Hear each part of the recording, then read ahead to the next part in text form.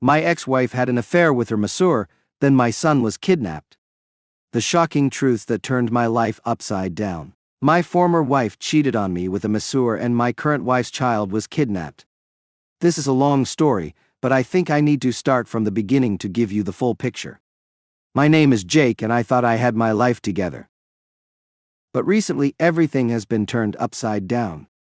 I met Sarah when I was 25. We both worked in the same office building, though in different departments. She was this vibrant, beautiful woman with an infectious laugh. I was instantly smitten. After a few weeks of awkward glances and small talk in the elevator, I finally mustered up the courage to ask her out. To my surprise, she said yes. Our first date was at a cozy little Italian restaurant downtown. We talked for hours and it felt like we had known each other forever. She had a way of making me feel special, like I was the only person in the room. One date turned into 2, then 3, and before I knew it, we were inseparable. A year into our relationship, I proposed to her at the same restaurant where we had our first date. She said yes and I felt like the luckiest man alive. We had a beautiful wedding surrounded by friends and family. Everything felt perfect, like a dream come true. But as they say, reality is often stranger than fiction. For the first few years, our marriage was blissful. We bought a house in a nice neighborhood, got a dog named Max, and settled into what I thought was a perfect life. Sarah was a yoga instructor, and I had climbed the ranks in my job, becoming a project manager. We were the picture-perfect couple, or so I thought. Sarah was always very into health and wellness. She would often go to spas, have massages, and take yoga retreats. I encouraged it because it made her happy, and I trusted her completely. She had this one massage therapist, Tony, who she raved about constantly. She said he was a miracle worker for her stress and back pain. I didn't think much of it after all. A good massage therapist can be hard to find. Fast forward to a few months ago. Sarah started acting differently. She was distant, often coming home late from her appointments and being glued to her phone. I tried to brush it off as her just being busy, but something in my gut told me something was off. One night, she said she was going to see Tony for a late massage session. She seemed nervous, which was unusual. Call it intuition or paranoia, but I decided to follow her. I waited until she left and then drove to Tony's studio. I parked a little down the street out of sight and waited. About half an hour later, I saw them through the window. At first, it seemed like a normal massage session, but then things took a turn. Tony's hands were all over her, not in a professional way, but intimately. They were laughing, touching, and then he started undressing her. I felt my stomach drop, but I couldn't look away. I was frozen, unable to process what I was seeing. Tony lifted her onto the massage table, and they started having sex right there. The room was dimly lit, but I could see everything clearly. Sarah was moaning, completely lost in the moment, and Tony was taking full advantage. They moved together as if they had done this many times before. It was raw, passionate, and completely devastating to watch. I felt a surge of anger and pain, but managed to hold back my immediate reaction. Instead, I drove home and waited. When Sarah came back, I confronted her. She denied it at first, but when I told her I had seen everything, she broke down and admitted it. She tried to explain that it just happened, and that she didn't mean for it to go this far, but her words felt hollow and my trust in her was shattered. The next few days were a blur. I couldn't eat, sleep, or think straight. The woman I had devoted my life to had betrayed me in the worst possible way. I decided to file for divorce. There was no coming back from this for me. The betrayal was too deep. Divorce proceedings are a special kind of hell. Sarah tried to make amends, begging for forgiveness and another chance. She claimed she was confused and made a mistake, but I couldn't see past the betrayal. We went through mediation, where the facade of civility quickly crumbled. She tried to claim more than her fair share of our assets, which only fueled my anger. During the proceedings, more shocking truths came to light. I found out that Tony wasn't the only one. Sarah had been unfaithful multiple times with different men. This revelation broke me even more. How could I have been so blind? As if things couldn't get worse, My parents, who had always been supportive, started acting strangely too. They kept telling me to forgive Sarah and work things out. At first I thought they were just trying to keep the peace, but then I discovered the real reason. My father had been having an affair with Sarah's mother for years. They had both been living a lie, and now they were trying to manipulate me into forgiving Sarah to keep their secret safe. When I confronted them, they were unapologetic. They said it was none of my business, and that their affair had nothing to do with my marriage. The betrayal from my own parents was a punch to the gut. I felt utterly alone, with no one to trust. And that's where I am now, trying to navigate this mess. I'm not sure what my next step should be, but I need to find a way to move forward. It had been a few weeks since the divorce proceedings began. I was doing my best to keep it together, but every day felt like a battle. The betrayal from Sarah and the bombshell revelation about my parents had left me reeling. I had cut ties with almost everyone, trying to piece my life back together in solitude. One evening, as I was sitting on the couch, lost in thought, I heard a loud banging on my front door. Startled, I got up to see who it was. Before I could even reach the door, it burst open, and Ted, Sarah's brother, stormed in. His face was red with anger, and his eyes were wild. Ted immediately attacked me, throwing punches and yelling incoherently about how I had ruined their lives. I tried to defend myself, but he was much stronger and angrier than I had anticipated. He knocked me to the ground and continued his assault, kicking me in the ribs and hitting me in the face. I could taste blood and felt my vision blur, but I managed to kick him off me for a moment and scrambled to my feet. As I backed away, trying to catch my breath, Ted continued his tirade, blaming me for exposing all the family's secrets and destroying their reputation. His rage was uncontrollable, and I realized he wasn't going to stop. Desperation gave me strength, and I fought back with everything I had, managing to land a few punches that stunned him. Just as it seemed like I might be able to turn the tide, 2 police officers burst into the house, having been called by a neighbor who heard the commotion. They quickly subdued Ted and pulled him away from me. As he was being dragged out, he shouted that this wasn't over and that I would pay for what I had done. In the aftermath of the attack, I was taken to the hospital for my injuries. The doctors were concerned about a possible concussion and broken ribs, but I was more focused on the chaos that my life had become. While I was recovering, I received a call from my lawyer with more bad news. Sarah was claiming that I had been abusive during our marriage and was fighting for full ownership of our house and assets. The accusations were baseless, but the legal battle was going to be long and grueling. A few days later, while still in the hospital, I received another shocking piece of news. The police had discovered that Sarah and Tony were involved in an embezzlement scheme at her yoga studio. They had been laundering money through the business and hiding it in offshore accounts.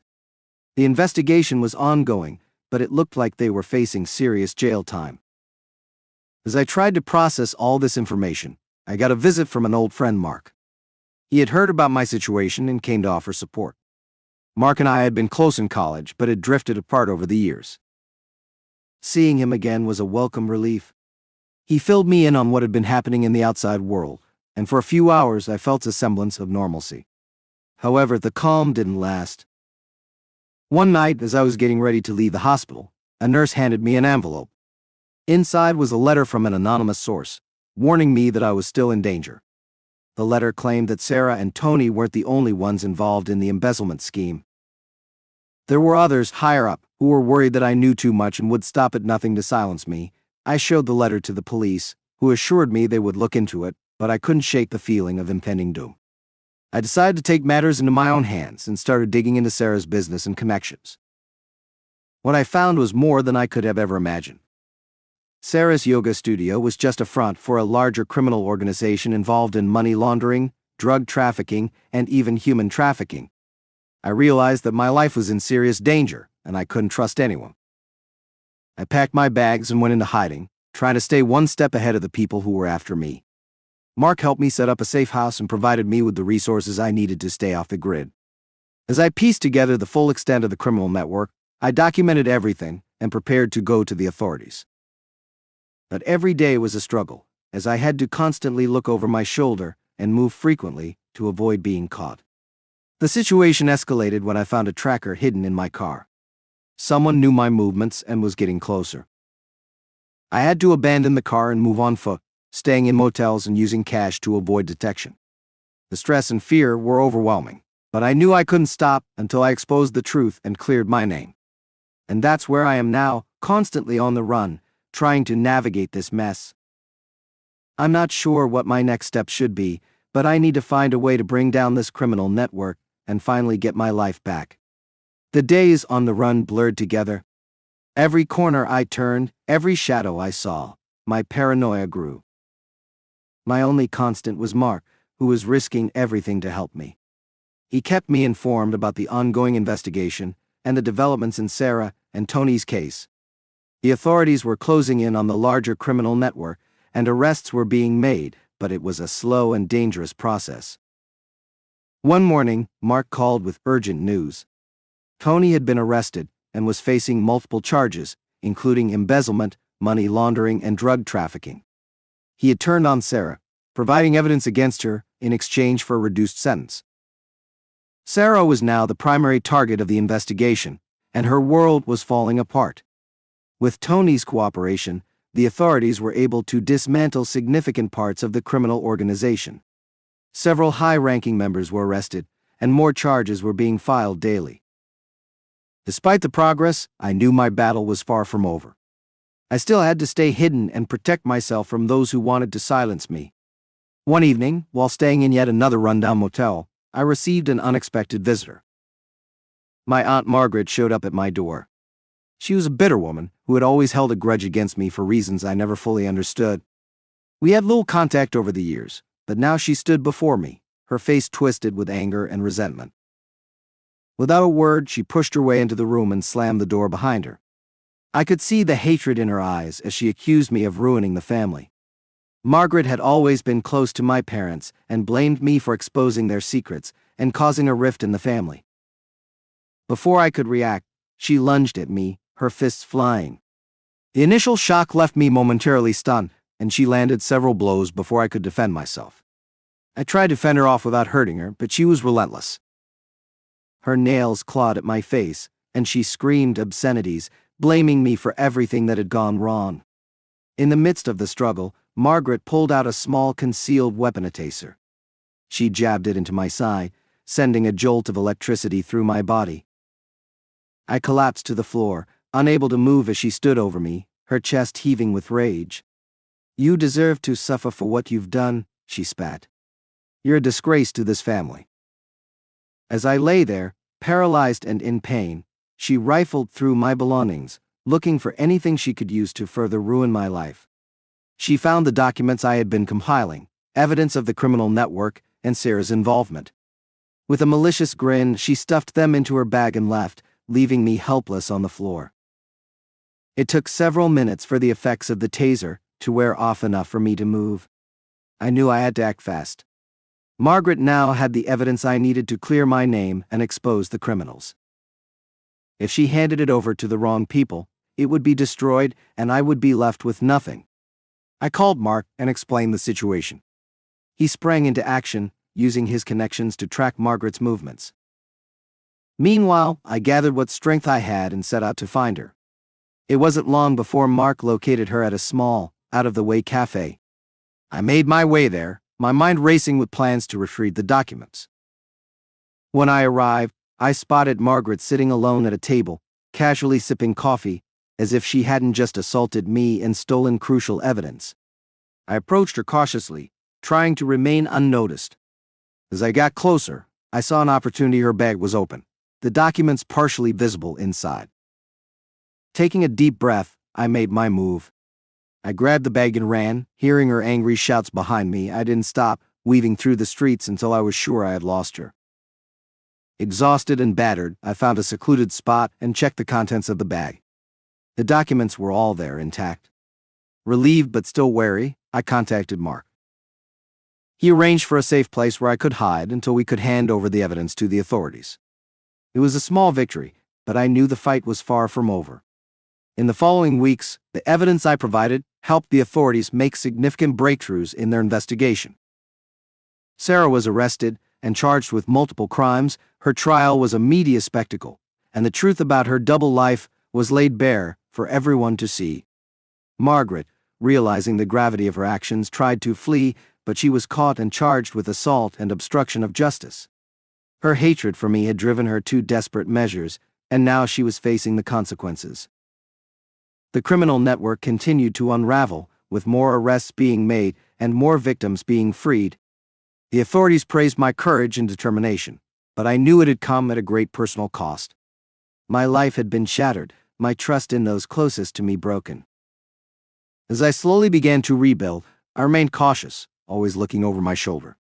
The scars from this ordeal would never fully heal, but I was determined to move forward. With the support of true friends like Mark, I started to see a glimmer of hope for the future. And that's where I am now, still navigating the aftermath of the chaos, but with a renewed sense of purpose.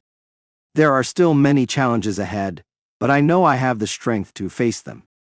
Months passed, and slowly life began to return to a semblance of normalcy. The legal battle subsided, and I found myself with a new sense of freedom, albeit with scars from the past.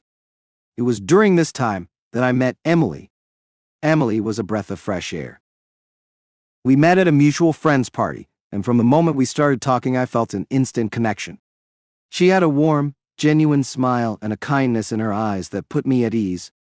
We talked for hours that night, sharing stories and laughing more than I had in a long time. Our first date was a simple one: coffee at a local cafe. It was refreshing to spend time with someone without the weight of my past looming over us. Emily was understanding and patient, never prying into my previous life unless I brought it up. She was an artist, passionate about painting and photography, and she had an infectious enthusiasm for life. We started seeing each other regularly. We enjoyed long walks in the park, weekend getaways to the countryside, and quiet evenings cooking dinner together. Emily had a way of making even the most mundane activities feel special. Her creativity and zest for life reignited a spark in me that I thought I had lost forever. After a year of dating, I knew I wanted to spend the rest of my life with her. I planned a special proposal, renting out a small art gallery for the evening. I filled it with her favorite flowers and displayed some of her artwork along with photos from our time together. As she walked through the gallery taking in the memories, I got down on one knee and asked her to marry me. Her eyes filled with tears of joy as she said yes.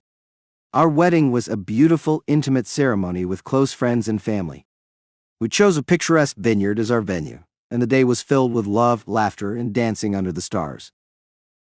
It was the happiest day of my life, and I felt like I was finally leaving the darkness behind. A few months after our wedding, Emily and I received the wonderful news that we were expecting a baby. The pregnancy brought us even closer together.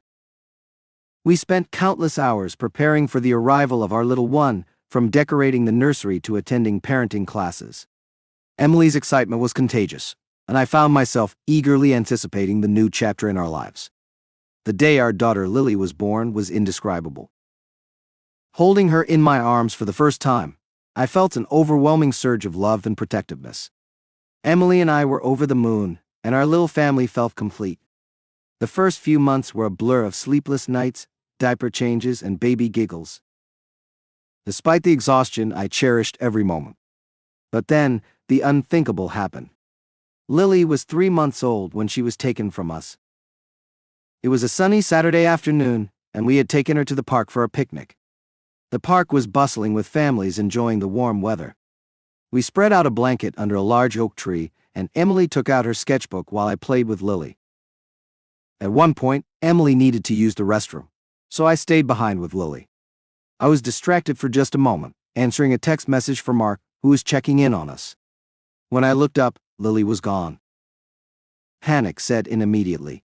I frantically searched the area, calling out her name, but there was no sign of her. Emily returned, and I could see the fear in her eyes as I told her what had happened. We both started searching the park, asking everyone we saw if they had seen our daughter. Minutes felt like hours, and the park seemed to close in around us. We called the police, and they arrived quickly, setting up a perimeter and questioning witnesses.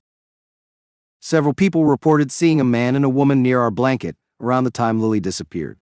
They described the couple as average-looking, nothing particularly distinctive about them, which made the search even more challenging. The police took our statements and assured us they were doing everything possible to find Lily. Emily was inconsolable, and I felt a mix of helplessness and rage. We stayed at the park well into the night, hoping for any sign of our daughter, but there was nothing. Days turned into weeks, and there were still no leads. The police continued their investigation, and the media picked up the story, turning it into a nationwide search. We appeared on television, pleading for any information that could lead to Lily's safe return.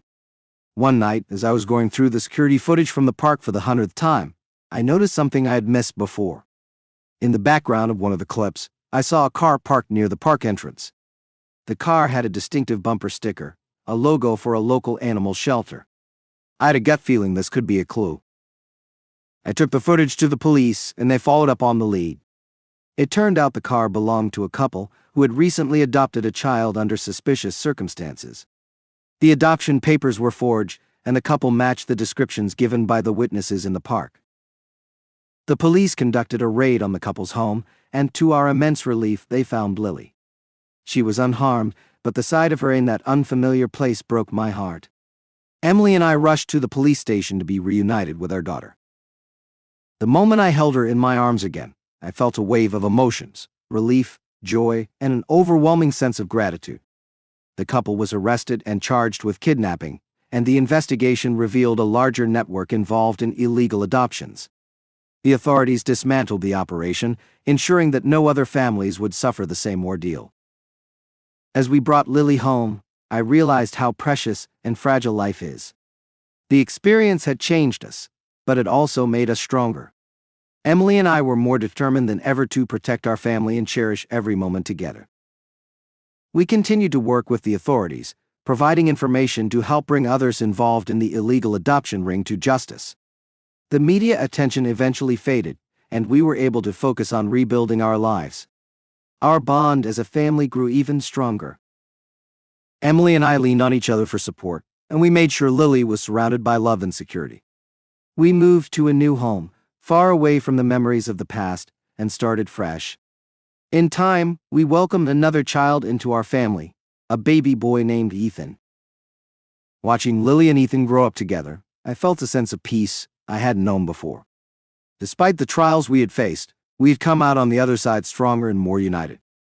Life had thrown us more challenges than I could have ever imagined, but with Emily by my side, I knew we could face anything together. And as I looked at our children playing happily in the yard, I felt a renewed sense of hope and gratitude for the family we had built. Our journey was far from over, but with love, resilience, and the support of those who truly cared for us, I knew we could overcome whatever came our way. As we settled into our new home, life began to take on a sense of normalcy. Emily and I found comfort in our new surroundings, and our children, Lily and Ethan, were thriving. We took walks in the nearby park, attended community events, and slowly started to build a new life for ourselves. Our new neighborhood was charming, filled with families and friendly faces. One of our closest neighbors was a man named Dave. He lived alone in the house next door, and although he was polite, there was something about him that seemed off. He often kept to himself and had a disheveled appearance. At first we thought he might just be a private person, but soon his behavior began to raise concerns. We first noticed something was wrong when we saw people coming and going from Dave's house at odd hours. There were times when loud music and strange smells emanated from his place, but we tried to mind our own business. One evening, however, we heard shouting coming from his backyard. I went over to check if everything was all right and found Dave in a heated argument with a stranger. They quickly dispersed when they saw me, and Dave brushed it off, saying it was just a misunderstanding. Despite these odd occurrences, we tried to give Dave the benefit of the doubt. We wanted to be good neighbors and not jump to conclusions. However, things took a turn for the worse when one night, Emily and I were awakened by the sound of breaking glass. I rushed downstairs to find Dave standing in our living room holding a knife. His eyes were wild, and he was clearly under the influence of something. He accused us of stealing his stash, claiming we had taken his marijuana plants. His voice was frantic, and he waved the knife around, making wild threats. Emily grabbed the children and locked themselves in the bedroom, while I tried to reason with him. I assured him we had no idea what he was talking about, but he was beyond reason. Just as things seemed to be escalating out of control, the police arrived. Our neighbor across the street had seen Dave break in and called 911. The officers managed to subdue him and take him away. It was a terrifying experience, and it left us shaken. We later learned that Dave had a history of drug addiction and had been spiraling out of control for some time. His paranoia had led him to believe we were somehow involved in his imaginary theft. In the days that followed, we took extra precautions to ensure our safety. We installed security cameras and strengthened the locks on our doors and windows. The incident had brought back memories of the chaos we had escaped from, but we were determined not to let it derail our new beginning. A few weeks later, we received another shock. Emily's sister Lisa came to visit us. She had been living abroad for several years and decided to return to be closer to family. Her arrival was a pleasant surprise, and it was heartwarming to see Emily reconnect with her sister. However, Lisa's visit soon brought to light a betrayal that would test our family's bonds. One evening, as we sat down for dinner, Lisa revealed that she had been in contact with Sarah, my ex-wife, and had been providing her with information about our new life. Emily was devastated. She couldn't understand why her sister would betray her trust like that. Lisa explained that Sarah had reached out to her, claiming she wanted to make amends and be a part of Lily and Ethan's lives. Emily felt torn between her sister and the need to protect our family. We had worked so hard to move on from the past, and now it felt like we were being dragged back into it. I could see the pain in Emily's eyes as she tried to process the betrayal. Lisa apologized profusely, insisting she had only wanted to help Sarah, not realizing the full extent of the damage she was causing. Despite the tension, Emily and Lisa eventually reconciled. Lisa promised never to contact Sarah again and to support us fully in keeping our family safe and secure. It was a difficult time, but we managed to navigate through it together. Around this time, we also received news about my parents. My father had fallen seriously ill, and my mother reached out, seeking reconciliation. It was a complicated situation. Despite their betrayal, they were still my parents, and I couldn't ignore their plea for help. After discussing it with Emily, we decided to visit them. Seeing my father bedridden and frail was a sobering experience. My mother was a shadow of her former self, worn down by guilt and regret. They both apologized for their actions, expressing deep remorse for the pain they had caused. It was a lot to take in, but Emily and I chose to forgive them, if only to bring some peace to the family. Life slowly began to settle down again. Emily and I focused on our children, creating happy memories and building a strong foundation for their future. We became more involved in the community, making new friends and strengthening our support network. One afternoon, while Emily and I were gardening, our new neighbor Jane, from 2 houses down, stopped by. She was a kind and warm woman who had quickly become a friend. She mentioned that she had seen Dave around the neighborhood recently, looking even more disheveled and agitated than before. Her words sent a shiver down my spine, but I tried to brush it off, hoping that he was getting the help he needed. A few days later, as we were getting ready for bed, I heard a noise outside. I looked out the window and saw Dave lurking near our garage. My heart raced as I watched him fumble with something in his hands. I alerted Emily and called the police, fearing another confrontation. The police arrived quickly and apprehended Dave before he could do any harm. They found him in possession of a large knife and a makeshift lockpicking kit. This time, Dave was taken into custody and charged with attempted burglary and possession of a weapon. It was a relief to know he was no longer a threat, but the incident left a lasting impact on our sense of security. As the months passed, Emily and I continued to focus on our family and rebuilding our lives. Lily and Ethan were growing up fast, and their laughter filled our home with joy. Emily's art career was flourishing, and I found solace in my work, finding new projects and challenges that kept me engaged. One summer evening, we decided to throw a neighborhood barbecue to strengthen our bonds with our new friends and neighbors. It was a lively event, filled with laughter, good food, and a sense of community. As the night wore on, I looked around at the faces of those who had become part of our lives and felt a deep sense of gratitude. However, life has a way of throwing unexpected challenges our way. One evening, as Emily and I were putting the kids to bed, we heard a knock on the door. It was the police. They informed us that they had discovered a plot by a group of criminals to kidnap children from affluent neighborhoods. They had intercepted communications that suggested Lily might be a target. Our hearts sank. The thought of losing Lily again was unbearable. The police assured us they were taking every precaution to protect our family, but the fear and anxiety returned, threatening to overshadow our newfound peace. Determined not to let fear control our lives, Emily and I took additional measures to secure our home. We installed a state-of-the-art security system and worked closely with the police to ensure our family's safety. Despite the lingering fear, we refused to let it dictate our happiness. In the midst of this turmoil, Emily discovered she was pregnant again. The news brought a mixture of joy and apprehension. We were thrilled at the prospect of expanding our family, but the recent threats weighed heavily on our minds. We decided to keep the pregnancy a secret from everyone except our closest friends and family until we felt more secure. As Emily's due date approached, we took every precaution to ensure a safe and peaceful environment for the birth of our child. When our second son, James, was born, it was a moment of pure joy and relief. Holding him in my arms, I felt a renewed sense of purpose and determination to protect my family at all costs.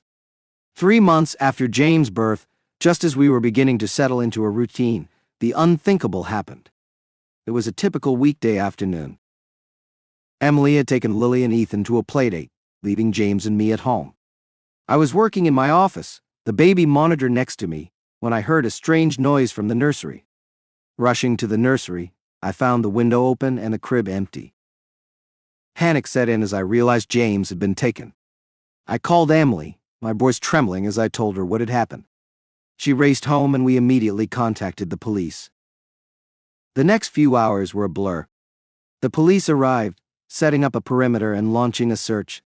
They questioned neighbors and scoured the area for any clues. Emily and I were inconsolable, clinging to each other as we prayed for our son's safe return. Days turned into weeks, and despite the extensive search efforts, there were no leads. The despair and helplessness were overwhelming. Emily and I refused to give up hope, but the uncertainty was a constant weight on our hearts. Then one night, we received an anonymous tip. The caller claimed to know where James was being held. The information was vague, but it was our first real lead. The police advised caution, but Emily and I were desperate. We followed the lead to an abandoned warehouse on the outskirts of town. The warehouse was dark and foreboding. As we approached, we could hear muffled cries coming from inside. With the police close behind, we entered the building, our hearts pounding. In a dimly lit room, we found James, unharmed but scared. He had been taken by a desperate man, trying to extort money from us, believing we were wealthy due to the media attention our family had received. The police apprehended the kidnapper, and we were finally reunited with our son. The relief was indescribable, and we held James close, vowing never to let him out of our sight again. In the aftermath of the kidnapping, our community rallied around us, providing support and comfort. The experience had been harrowing, but it also strengthened our resolve to protect our family and cherish every moment together. Emily and I knew we couldn't control everything that happened in our lives, but we could face each challenge with courage and resilience. Our love for each other and our children would always be our guiding light, no matter what obstacles lay ahead. As we settled back into our routine, we took comfort in the small moments of joy and peace. Our journey had been tumultuous, but it had also brought us closer together. With each passing day, we grew more determined to create a safe and loving home for our children, free from the shadows of the past. And so, we continued to move forward, embracing the future with hope and gratitude, knowing that no matter what challenges came our way, we would face them together as a family.